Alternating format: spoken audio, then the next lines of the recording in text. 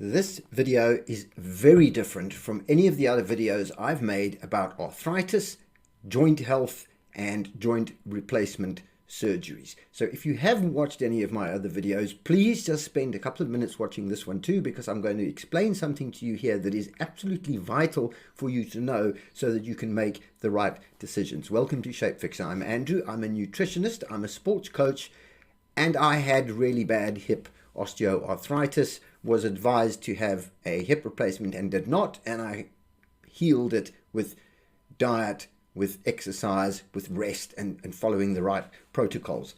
It doesn't always work, because obviously there will be times when your hip arthritis is so bad that it's never going to heal, and surgery can be really, really useful.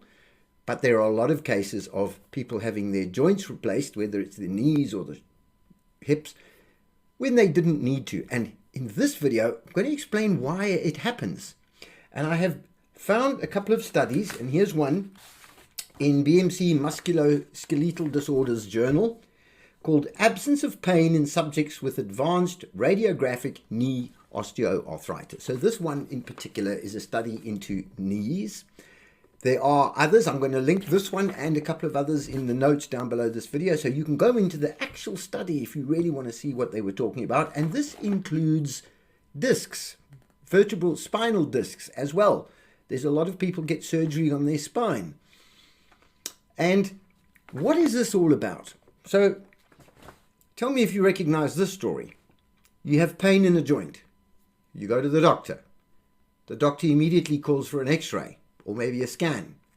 They see some level of damage to the cartilage. You then get told that you're developing osteoarthritis, and you get told it's stage 2, stage 3, stage 4. It just depends how worn out it is. You will need a joint replacement, or you need it now. You get recommended to a surgeon. By the time you get to the surgeon, you're having a joint replacement, because that's what the surgeon does. That's what the surgeon knows. And it's all based on the assumption that because you had pain and your scan then showed some level of wearing out of your cartilage, boom, that's the diagnosis. That's why you've got pain. You can't live with the pain. It's never going to get better. Therefore, off you go for surgery. And it's a conveyor belt of people with any kind of hip or joint pain being pushed and pressured into surgery, because that's the business. Okay, it's a business. But these studies, like this one and the ones I'm linking below, are really interesting, because these are studies into people who don't have pain, and mostly people who have an x-ray or a scan are doing it because they have joint pain.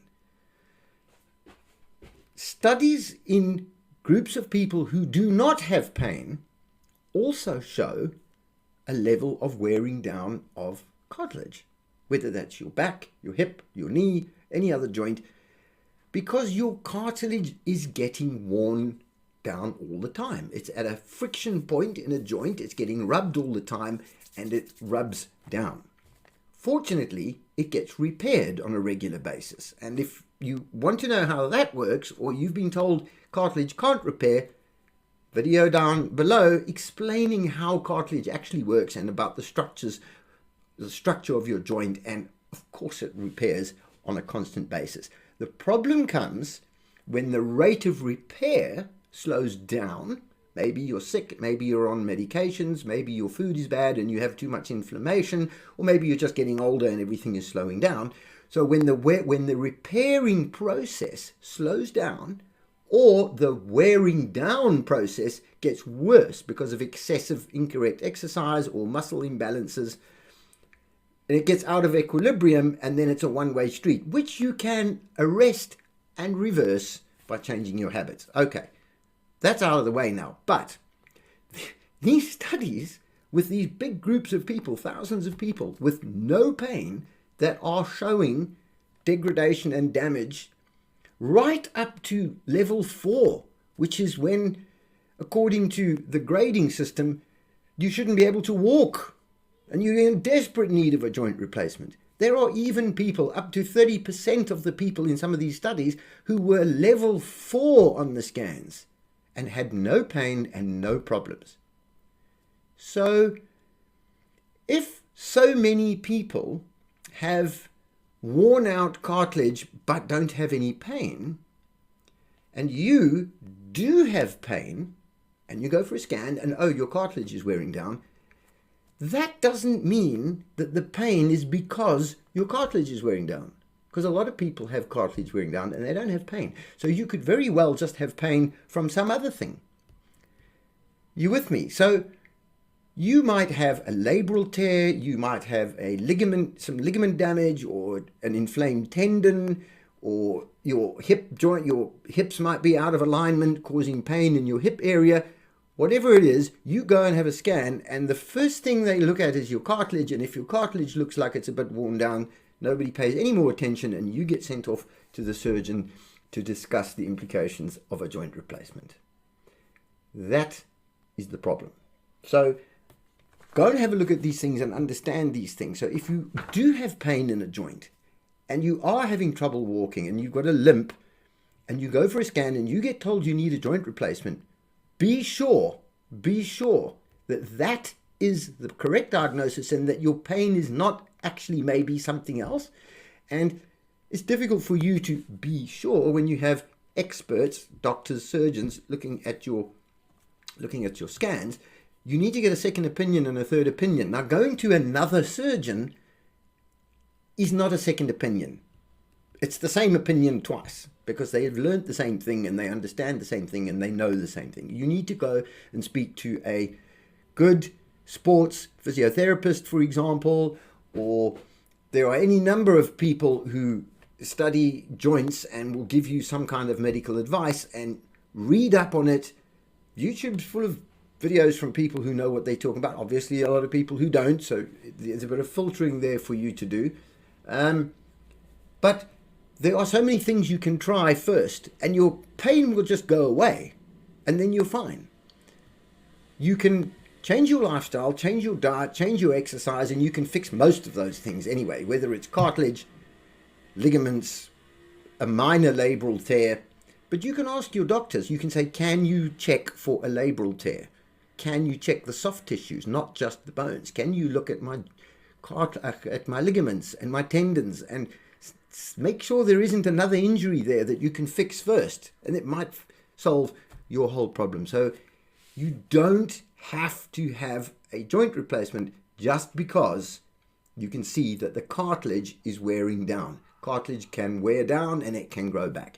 And of course, it grows back. So anybody who tells you it doesn't grow back is talking nonsense. The only time it doesn't grow back is when it's gone completely. There's nothing to grow from. But if you have some of it left, it will repair itself, because it does that.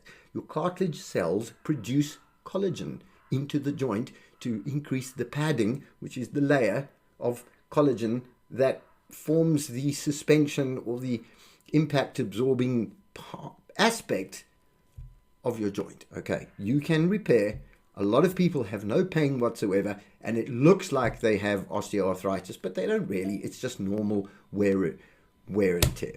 Okay, you don't necessarily have to have a hip replacement. Subscribe to our channel, watch our videos. There's a lot of videos here about arthritis and joints and cartilage and how it all works. You can go to my website, shapefixer.com, and there's a whole playlist of videos there. You could book an appointment. We have a course available on how to manage hip osteoarthritis. This is all up to you, but you need to take control of this narrative and understand as much as you can so that you can call BS when you hear it, and you can make the best decision for your health and for your joints. Thank you for your time. Please like this video and please share it. Oh, hey, one last thing before you go. If you enjoyed this video and you get value from our videos, you should consider becoming a member of the Shapefixer Club for additional content and further benefits. Just click the join button below this video to find out what that's all about. It would be great to have you on board.